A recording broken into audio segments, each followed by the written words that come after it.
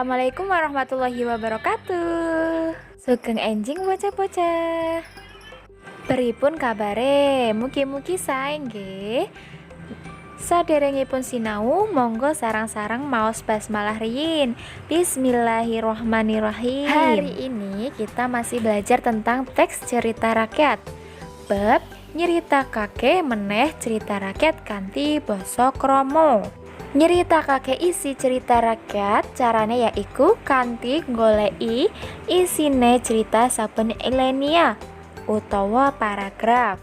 Jadi untuk menceritakan kembali sebuah teks cerita ya caranya yaitu dengan mencari isi atau inti dari paragraf tersebut. Jadi nanti kalian cari per paragraf inti teksnya.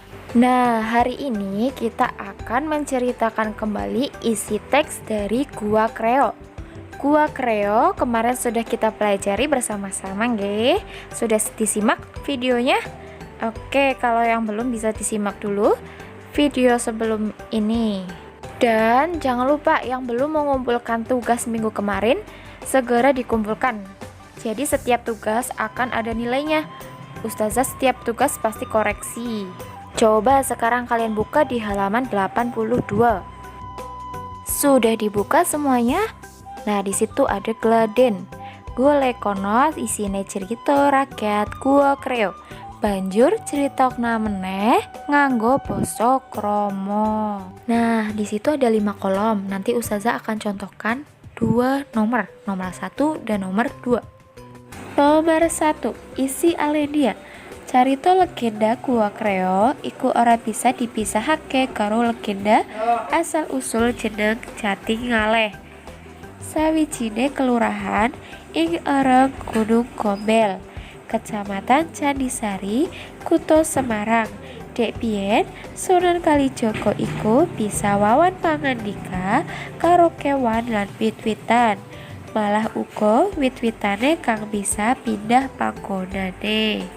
Nah, di nomor 1 ini menceritakan cerita legenda Gua Kreo itu tidak bisa dipisahkan dengan legenda asal-usul nama Jatingaleh, salah satu kelurahan di lereng Gunung Gombel, Kecamatan Candisari, Kota Semarang.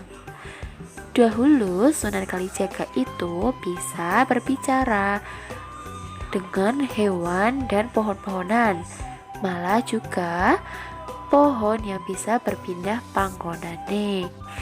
Nah, itu adalah cerita berdasarkan teks pada Gua Kreo. Apabila diceritakan kembali, yaitu cariyos legenda Gua Kreo, boten saged pisah kalian nami Jatingaleh. Kala semanten Sunan Kalijaga saged ngendikan kalian kewan lan wit-witan. Nah, ini adalah inti dari teks nomor 1 yang diceritakan kembali dengan lebih singkat dan bahasa yang sedikit berbeda, namun memiliki arti yang sama. Isi alenia kedua yaitu manut legenda kayu jati kang bakal digunakake kanggo saka guru Masjid Agung Demak iku tugelane saka kayu jati kang ana ing areng Gunung Gombel. Sing gawe gumun yaiku nalika Sunan Kalijaga arep mundhut kayu iku pranyata wit jati iku wis ora ana.